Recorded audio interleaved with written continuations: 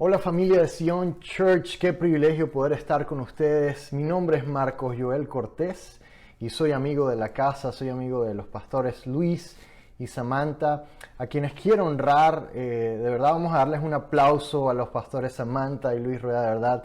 Muchas gracias, de verdad, por esta invitación. Yo creo que Dios los llevó a ustedes a sembrar, a fundar esta comunidad tan preciosa en medio de Durango, no solamente porque hacía falta una expresión distinta de la iglesia, sino porque yo creo que Dios está muy interesado en que más que templos hayan comunidades en donde las personas puedan apoyarse los unos a los otros con el fundamento de Jesucristo y podamos realmente cumplir nuestro propósito rodeados de personas que nos ayuden, que lloren con nosotros cuando nosotros lloramos, que rían con nosotros cuando nosotros riamos, y que nosotros podamos hacer eso con ellos también. Y quiero honrarlos a ustedes, son una comunidad que me inspira, que me motiva a seguir, y los pastores Luis y Samantha realmente, como ellos mismos dicen, para mí son conexiones, es una conexión divina, como el mismo pastor Luis lo dice. Vamos a la Biblia y quisiera que la abrieran en 2 Corintios 8 del 1 al 7. Ahora, hermanos, queremos que se enteren de la gracia que Dios les ha dado a las iglesias de Macedonia. En medio de las pruebas más difíciles, su desbordante alegría y su extrema pobreza abundaron en rica generosidad. Soy testigo de que dieron espontáneamente tanto como podían y aún más de lo que podían, rogándonos con insistencia que les concediéramos el privilegio de tomar parte en esta ayuda para los santos. Incluso hicieron más de lo que esperábamos, ya que se entregaron a sí mismos, primeramente al Señor y después a nosotros, conforme a la voluntad de Dios. De modo que rogamos a Tito que llevara a feliz término esta obra de gracia entre ustedes, puesto que ya la había comenzado. Pero ustedes, así como sobresalen en fe, en palabras, en conocimiento, en dedicación y en su amor hacia nosotros, procuren también sobresalir en esta gracia de dar. El título de mi mensaje en esta mañana es La generosidad es nuestro privilegio. Acompáñenme a orar rápidamente. Señor Jesús, gracias por el privilegio que me das de estar transmitiendo en esta mañana a la iglesia Sion Church en Durango, México. Qué honor, Señor. Pongo mi vida en tus manos en este momento y te pido que no sea yo, que no sean mis palabras, que no sean mis acciones, que no sean mis pensamientos, que no sean mis ideas, sino que seas tú a través de mí. Que tu palabra, Señor, pueda ser transmitida de forma genuina y fiel al corazón de cada uno de los que en esta mañana y después, viendo este video, me va a escuchar. Padre, te pido en el nombre de Jesús que seas tú y que las personas que me escuchen puedan ser retadas, transformadas, renovadas, reformadas en su entendimiento y en su forma de vivir como consecuencia. Te pido especialmente que pronto pueda yo estar en Durango probando las carnitas, Señor, y esos deliciosos tacos que tanto me gusta porque me encanta la comida mexicana. En el nombre de Jesús, amén y amén. No sé si ustedes alguna vez se han mudado de país. A mí me tocó mudarme hace unos 4 años a los Estados Unidos desde Venezuela. Y fue un cambio bastante grande. Yo venía de ser pastor de jóvenes, venía de ser director de alabanza en mi iglesia. Mi esposa es médico pediatra. Y de la noche a la mañana, el trabajo que yo soñaba conseguir aquí en Estados Unidos no se me dio. Y tuve que trabajar en 1000 cosas que nunca me imaginé en mi vida en las cuales iba a trabajar. Y me sucedió algo bien cómico. Cuando llegamos a Estados Unidos, logré no comprar, yo diría endeudarme en un carro. Por un momento sentí como que hubiese una mala suerte, por así decirlo, en mí y en mi familia. Me chocaron el carro como 4 o 5 veces. En realidad, era cada 3 o 4 meses volvía a pasarle algo al carro y yo decía, Dios mío, ¿Qué está sucediendo? Tanto al punto que tuve que incluso comprarle un motor nuevo a mi carro, porque no solamente me chocaron repetidas veces, sino que en una de estas oportunidades que le sucedió algo a mi carro, por imprudencia diría yo, hubo una especie de inundación en el estacionamiento donde yo vivía y simplemente me metí ahí para estacionarme, no me di cuenta y se me inundó el motor. De verdad me pasaban cosas que yo no entendía. Otra de ellas fue estacionándome en el estacionamiento de un congreso cristiano. Cuando me estaciono, voy a mi congreso y cuando regreso, mi carro está chocado. Un cristiano me había chocado y se había ido a la fuga antes de que yo me diera cuenta. Lo bendecimos en el nombre del Señor, pero fue cosa tras cosa que me sucedía. En ese momento recuerdo haber visto al cielo y dije, Señor, ¿qué está pasando? ¿Por qué me están sucediendo cosas malas tras malas? Sobre todo a nivel económico, estábamos pasando una situación económica difícil. Conocí a este pastor, no de la iglesia donde me congrego, en una de estas oportunidades que me sentía cargado, que me sentía angustiado, que decía, Dios, ¿por qué estás permitiendo que todas estas cosas me sucedan? Y este pastor vino y habló conmigo y me empezó a decir que si había pecado oculto en mi vida, me empezó a decir si había algo escondido en mí que yo no había revelado. Me empezó a decir también si yo daba mis diezmos, si yo daba mis ofrendas, si yo ayudaba a mis padres. Y realmente yo sabía que yo estaba haciendo todo eso. No lo estaba haciendo con la cantidad que yo quisiera, porque estaba pasando un momento económico bastante difícil. Pero definitivamente lo estaba haciendo. Y las palabras de él quisieron traer condenación a mi vida, quisieron traer desesperanza, quisieron desanimarme en un momento. Y al punto que, no te niego, logró hacerlo en cierta medida. En esa misma época de mi vida, logré hacerme amigo de una persona que sí asistía a mi iglesia, miembro del equipo de alabanza y adoración. Y aunque esta persona se ve que pasaba por luchas, porque logré conversar con ella en varias oportunidades, este muchacho tenía una especie de gozo que lo rodeaba de alguna forma. Y en ciertas oportunidades cuando hablaba con él y lo veía reírse con otras personas, yo decía, ¿por qué se ríe tanto? Porque pareciera que no hubiese persona más feliz que él. Y en una de esas oportunidades entendí por qué había tanto gozo en su corazón. Hablando con él un día saliendo de la iglesia junto con mi esposa, viendo cómo íbamos a pagar quizá uno de las facturas del apartamento o de la luz o alguna de estas preocupaciones que mes a mes nos llegaban, carcomían nuestro corazón con angustia y con ansiedad. Y él se acerca a nosotros y nos dice, estuve orando y Dios puso en mi corazón que tenía que hablar con ustedes, y extiende su mano para darnos un sobre. Y en el momento no lo abrimos por pena, simplemente nos imaginamos que nos estaba dando dinero, lo abrazamos, pero fue hasta que entramos en el auto y mi esposa abrió el sobre cuando empezamos a llorar, porque nos había dado una suma de dinero que no era común, que no es común dar sumas de dinero así. Nadie había hecho algo así por nosotros. En ese momento entendí por qué esta persona estaba tan llena de gozo. Y es que la generosidad trae gozo. Verás, el religioso te va a condenar primero y a cuestionar después. El religioso te va a extender el dedo para señalarte, pero el generoso va a extenderte la mano para levantarte. El generoso te va a ayudar, te va a corregir, te va a abrazar, te va a animar. El religioso va a hacer siempre todo lo contrario. Y eso es lo que estaba intentando señalar Pablo en nuestro texto a la iglesia de Corintio con respecto a la iglesia de Macedonia. Estaba diciéndoles, miren, esta iglesia de Macedonia, o las iglesias en Macedonia, a pesar de su extrema pobreza, a pesar de las dificultades que están pasando, han encontrado un gozo impresionante y sobrenatural en dar, en ser generosos. Vamos al texto otra vez. Sabes, en Macedonia era una provincia romana al norte de Grecia y tenía distintas ciudades, Tesalónica, Berea, y pertenecían a ellas y estaban en una situación habitual, permanentemente, de extrema pobreza. Además de esto, el que fuesen subyugados por el Imperio Romano les trajo persecución por sus creencias cristianas.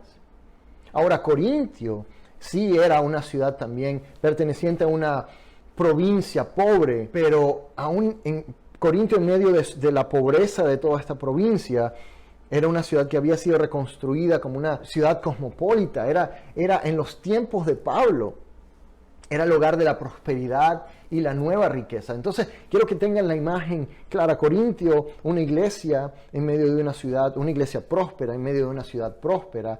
Y Pablo les trae el ejemplo de una de las iglesias o de las iglesias más pobres y les dice, miren, no los estoy señalando, no los estoy juzgando, no les estoy queriendo decir que ustedes están haciendo las cosas mal incluso. Y de hecho, ustedes son ejemplo en palabra, en amor hacia nosotros, en la diligencia, en la fe. Ustedes son de ejemplo, pero quisiera que pusieran en práctica este don, este regalo de la generosidad que están teniendo las iglesias de Macedonia.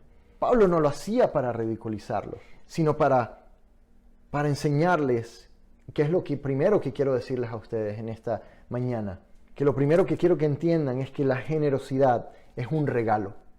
Es un regalo que Dios nos da. Es un regalo que Dios pone en nuestro corazón. No es algo que podemos generar o construir por nosotros mismos. Es un regalo que viene de arriba, viene del cielo hacia nosotros. Y sí, el ser humano tiene destellos de luz. El ser humano tiene en su alma y en su corazón bondad. Pero aún esa bondad y esos destellos de generosidad que pueden nacer en algún momento determinado de nuestra vida, aun cuando no pongamos en práctica la generosidad, son regalos eternos del Creador de los cielos y la tierra, que puso en nuestros corazones el ser generosos. Queremos que se enteren de la gracia que Dios les ha dado a las iglesias de Macedonia. Es por gracia. Es lo primero, es el fundamento que quiero poner aquí para hablar de la generosidad. La generosidad es por gracia. Es por gracia. Pablo, repito, no está criticándolos. Está diciéndoles, ustedes pueden pedirle a Dios este regalo. Piensen en lo siguiente. Todo en nuestra vida tiene un fundamento. Nuestra vida tiene un fundamento, nuestro matrimonio tiene un fundamento, nuestra nación tiene un fundamento, nuestra iglesia tiene un fundamento, nuestra organización. Es sobre lo que se mantiene todo aquello en lo que nosotros creemos, vivimos, actuamos, los sistemas tienen un fundamento, una razón de ser, algo que sostiene toda la construcción de ahí hacia arriba. Ahora, para poner un ejemplo, un matrimonio puede estar fundamentado en la atracción física. Al quitar este fundamento de tu vida, de tu matrimonio, todo el matrimonio se va a desmoronar. Pero si tu fundamento es sólido, es la decisión de amar a tu pareja sin importar las circunstancias, sin importar qué pase, tu matrimonio también va a estar sólido. Si tu fundamento es sólido y es duradero, es eterno, toda la estructura sobre la cual reposa tu vida, tu matrimonio, tu iglesia, será duradero también. Quiero decirte algo, ¿cuál es el fundamento de tu generosidad? ¿Es el miedo? ¿La consecuencia que puede traer el no dar, el no ser generoso? Eso es lo que nos han enseñado tal vez por mucho tiempo, ¿no? Tu fundamento también puede ser la recompensa. Ahora, no estoy quitando el hecho de que haya una recompensa en el dar o de que haya una consecuencia de una vida tal vez más triste en el no dar. Pero quiero que nos cuestionemos en esta mañana. ¿Cuál es el fundamento de mi generosidad? ¿Sabes? Quizá tu generosidad está sostenida en mandamientos impuestos por hombres. Isaías 29:13 dice, el Señor dice, este pueblo me alaba con la boca y me honra con los labios, pero su corazón está lejos de mí. Su adoración no es más que un mandato enseñado por hombres. Es por eso que tenemos tantas personas alejadas de la fe, es por eso que tenemos tantas personas alejadas de la iglesia, es por eso que tenemos tantas personas que salen en manada literalmente de las puertas del Evangelio, de las puertas de la iglesia cristiana, sea evangélica, sea católica. ¿Por qué? Porque el fundamento de la fe, de la generosidad, de la vida cristiana estaba basado en el temor o en la consecuencia positiva de tener una vida sin problemas. ¿Es que acaso doy porque mi motivación y mi fundamento es el temor a que si no doy voy a ser castigado? A que mis finanzas van a estar mal si no doy ese 10%. A que Dios me va a castigar si no estoy haciendo las cosas bien. Como me dijo este pastor religioso, por decirlo de alguna forma, si había pecado oculto, si no estaba haciendo las cosas bien porque me estaba yendo mal. ¿Es que acaso el fundamento de mi generosidad está basado en el temor o en el premio de una vida sin problemas? No, yo doy porque yo quiero vivir bien, porque yo quiero ser prosperado, porque si yo doy si le doy al pobre, le estoy prestando a Dios y yo le cobro los intereses. ¿Cuál es el fundamento? ¿El castigo y la recompensa? Me encanta este poema.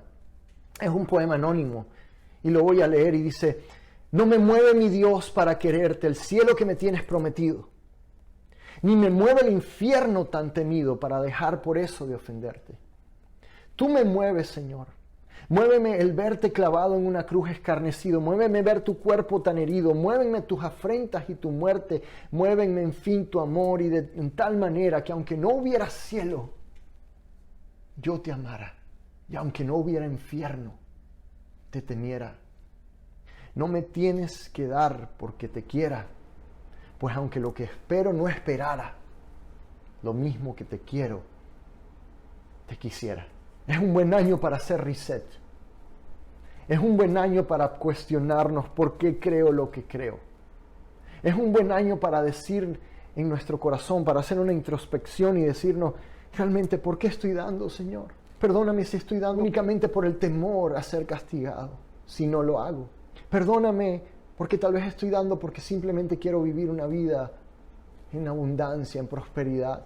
Pero no eres tú el que me mueve. No eres tú el que fundamenta mi vida. Es un buen año para hacer reset y para cuestionar por qué estamos haciendo lo que hacemos. Porque sabes, al final del día, la Biblia, las palabras de Dios en ese libro no le importan tanto lo que haces, sino la motivación por lo que haces. Yo constantemente medito en esto y es impresionante cómo hay personas que pueden ser activistas en la iglesia, pueden servir 24/7, pero lo hacen con un corazón de activista. No hay fundamento en sus corazones, no hay una motivación correcta. Y caemos en este cliché terrible, cliché, pero lo voy a decir. No importa tanto la cantidad, sino la calidad. El ejemplo que puso el Señor con esta señora que la vio dando en el templo una moneda y dice, ella dio más que todos, porque ella dio todo lo que tenía. Pareciera que Dios no mide como nosotros medimos, no ve como nosotros vemos. Cuando el fundamento en nosotros se ha quitado, o si el fundamento es tan frágil que puede ser quitado, todo lo demás va a caer. Este es un buen año para hacer reset y poner buenas bases en nuestros corazones. Saben, hay un famoso pasaje en Mateo 25 en donde Jesús cuenta esta historia a sus discípulos, que cuando Él venga en su reino va a reunir a todas las naciones y va a separarlas en dos grupos. Es curioso que Jesús hace esta metáfora en la que se refiere a estos dos grupos como ovejas y corderos. Tuve la oportunidad de ir este diciembre a Venezuela y mi suegro tiene un pequeño terreno en donde tiene cabras y perros, no cabras y ovejas, tiene cabras y perros. Todos los días que íbamos, a mi hijo le encantó y todos los días quería ir y nos decía, vamos a donde están los perritos. Y cada vez que llegábamos había un perrito con una pata coja, alguna dolencia en su cuerpo, porque las cabras tienden a ser violentas, tienden a perseguir. Los perritos no se quedan atrás, vaya, estaban molestándolos a cada momento, pero en una forma juguetona, pero las cabras se enojaban. Era curioso verlo. Ahora Jesús le da esta metáfora al pueblo de Israel y les dice que Él va a separar a unos y a otros como separa el pastor las ovejas de las cabras. Verás, las cabras y las ovejas solían estar juntas durante todo el día, pero en la noche, porque las cabras eran violentas, tendían a separar a las ovejas de las cabras, especialmente a las ovejas. y les podían hacer daño. Y en esta comparación Jesús dice, y el rey cuando venga y reúna todas las naciones y las divida en dos grupos, así como el pastor divide a las cabras y las ovejas, les va a decir a las ovejas, porque tuve hambre, entren en mi reino, entren en mi reino y participen de mi herencia, porque tuve hambre y ustedes me dieron de comer, porque tuve sed y ustedes me dieron de beber, porque tuve frío y ustedes me arroparon, porque estuve preso y me visitaron. Y obviamente estoy parafraseando. Y el otro grupo al que él compara con cabras es impresionante, pero les dice, ustedes no van a participar de mi reino. Es increíblemente duro lo que de Jesús dice aquí. ¿Pero por qué, Señor? ¿Por qué no vamos a participar de tu reino? Porque cuando tuve hambre ustedes no me dieron de comer. Cuando tuve sed ustedes no me dieron de beber. Cuando estuve preso ustedes no me visitaron. Ahora dice que los dos grupos, en su momento cada uno, le preguntaron, Señor, ¿cuándo fue esto? ¿Cuándo te vimos con hambre? ¿Cuándo te vimos con sed? ¿Cuándo te vimos preso? ¿Cuándo te vimos con frío? Y Jesús le dice a cada grupo en su momento, todo lo que ustedes hacen o no hacen por uno de estos pequeños, por los seres humanos, lo hacen o lo dejan de hacer a mí. Hay una historia de un sacerdote que me gusta mucho, que estaba repartiendo comida a las personas necesitadas. Y él cuenta que él llegaba todas las mañanas y oraba junto con una señora.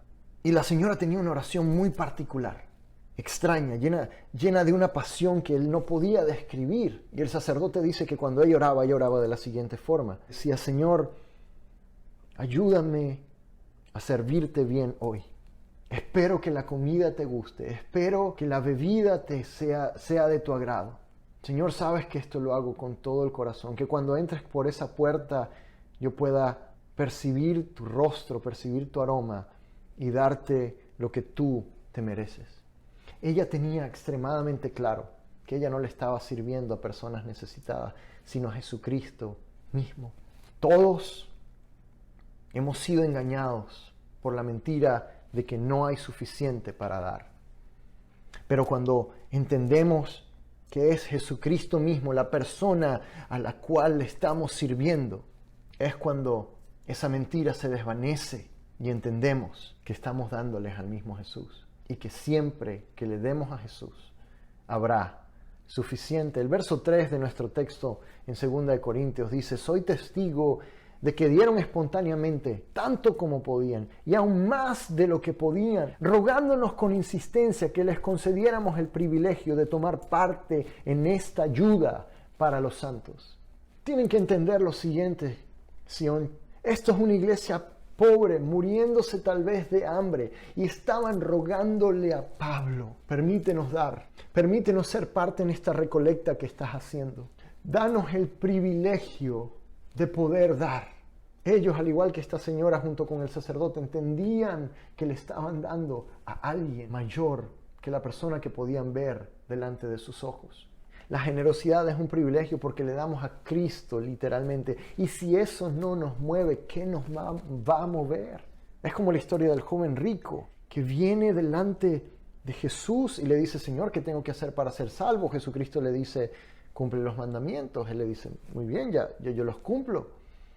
Muy bien, bueno, te falta una cosa. Vende todo lo que tienes y dáselo a los pobres. Espérate, que venda todo lo que tengo y se lo dé a los pobres. Sí. Y dice que su corazón se llenó de una tristeza profunda. Y Jesús mismo se entristeció.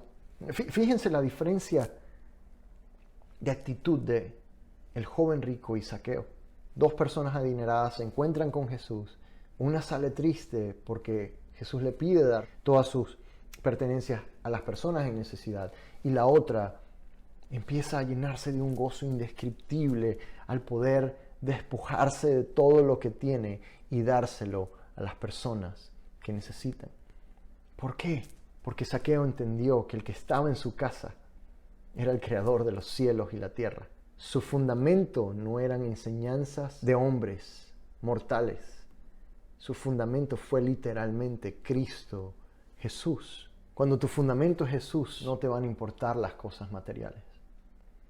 Ahora quiero darles, porque ya se me acaba el tiempo, 4 pasos rápidamente para ser generosos. Entonces, número 1, ora.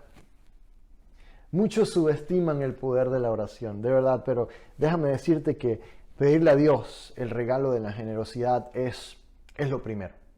Mira lo que Pablo dice acerca de Macedonia, que la gracia de Dios los hizo ser generosos, pero generosos de una forma absurda ante la sociedad. Lo primero que te voy a pedir es que ores y le pidas a Dios el regalo de la generosidad en tu corazón. Quédate con esta frase: puedes dar sin amar, pero no puedes amar sin dar. Número 2, entender que la generosidad no es un sentimiento, sino una decisión. He hecho de la generosidad un hábito. Determina cada mes darle a tu iglesia, darle a tus padres, y deja algo para que Dios te indique durante el mes a quién darle.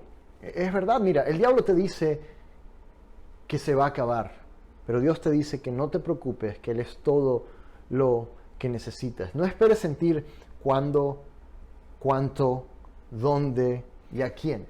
Número 3, invierte.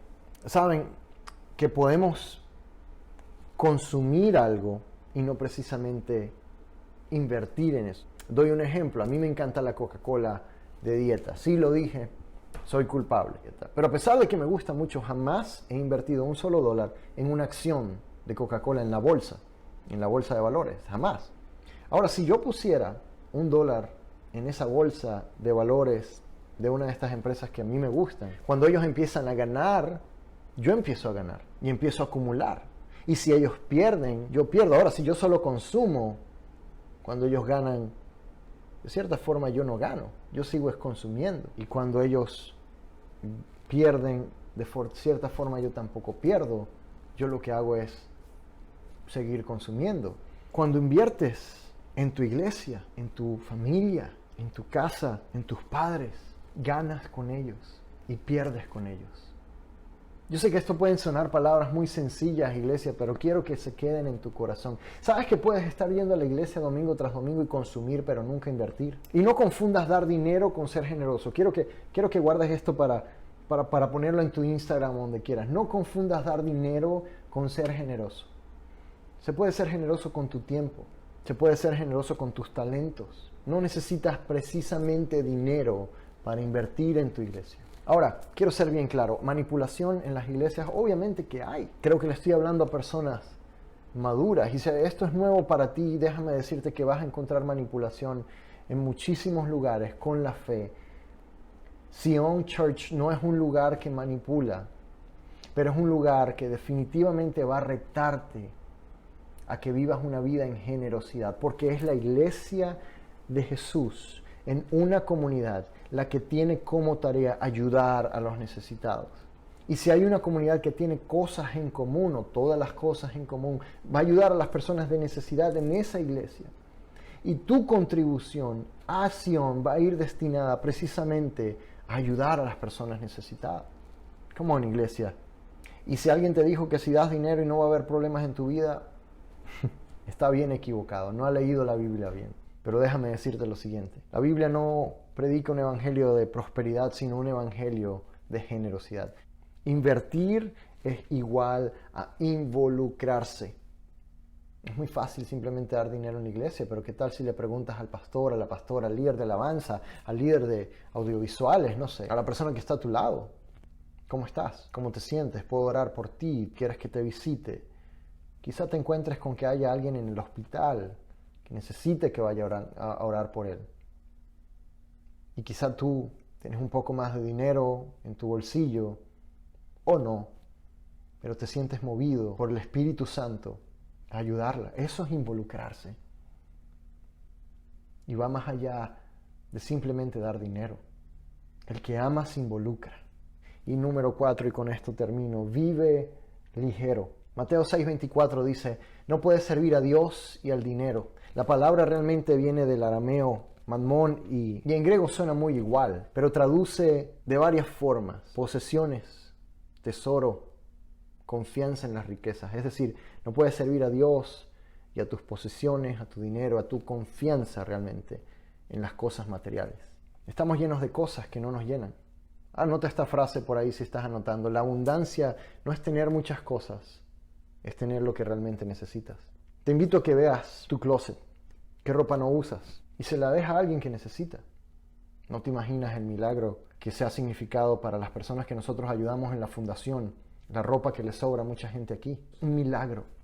Zapatos, objetos, adornos, electrodomésticos. ¿Qué tienes en tu casa que usas de más o que no usas? Ve si alguien lo necesita en tu iglesia, ve si alguien lo necesita, ve si tus padres lo necesitan, ve si tus amigos lo necesitan.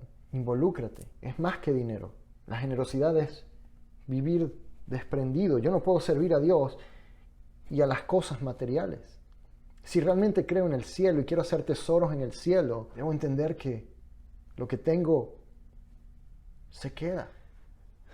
Saben, con esto termino. Mi hijo Joel está pasando un momento difícil, ha estado pasando un momento difícil.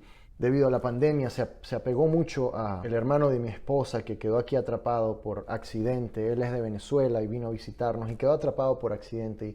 Y mi hijo y él hicieron un vínculo muy estrecho porque fueron los dos únicos niños en la casa durante toda la cuarentena.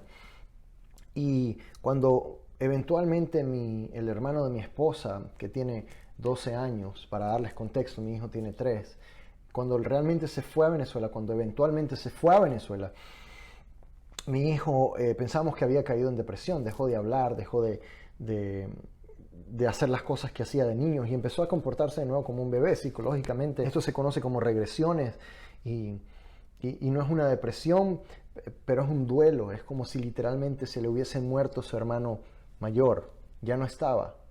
No entendía. Él tiene una mente de un niño de 3 años. Logramos viajar a Venezuela en diciembre para que él conociera dónde vive, para que él viera dónde está. Y ahorita está mucho mejor, pero durante el tiempo donde estuvo muy, muy mal y era crítico su estado emocional, por así decirlo, yo me cegué y empecé a comprarle los juguetes que él quería y los que no quería. Y mi esposa también y nuestros amigos empezaron y familiares empezaron por alguna extraña razón en ese periodo de tiempo, porque sabían lo que le estaba pasando, a enviarle juguetes y animales de juguetes y carritos. Y de repente vimos que tenía como demasiados, pero no nos dábamos cuenta. Y sí, él jugaba con ellos y se olvidaba de ellos. Pero cuando viajamos a Venezuela, fuimos a un área donde hay personas de escasos recursos y había una niña que vivía en extrema pobreza. Y estábamos ahí ayudando con la fundación a algunas personas y esta niña sacó un juguete lleno de tierra, un tractor lleno de tierra y mi hijo no le importó nada, simplemente fue y empezó a compartir con ella y empezó a jugar con este juguete y se reía y disfrutaba y estaba en medio de la calle. Y en ese momento me di cuenta de que muchas veces queremos llenar la vida de nuestros hijos, de nosotros mismos, con cosas materiales, pero realmente lo que necesitamos es comunidad. En los funerales nunca se celebra cuánto acumuló la persona, pero es la generosidad lo que se celebra. ¿Cómo quieres que te recuerden? ¿Qué ejemplo quieres que tengan tus hijos de ti? ¿Como una persona que fue generosa, que fue desprendida? ¿O como una persona que tenía miedo de soltar, que vivía con manos cerradas y no con manos abiertas? Sion Church, este es un buen año para hacer reset y ver cuál es el fundamento de nuestra generosidad, el fundamento de nuestra fe, el fundamento de nuestra creencia. Te invito, Sion Church, a que te pongas en pie, a que levantes tus manos al cielo y a que le ores y adores al Señor diciéndole gracias porque nada de lo que yo tengo me pertenece realmente a mí. Todo es tuyo. Lo que me pidas te lo daré, Señor. Ayúdame a abrir mis ojos, a poder ser más consciente de la necesidad de mis hermanos, de mis padres, de mi iglesia, de mis pastores, de mis amigos en la iglesia, de mis líderes. Ayúdame a involucrarme.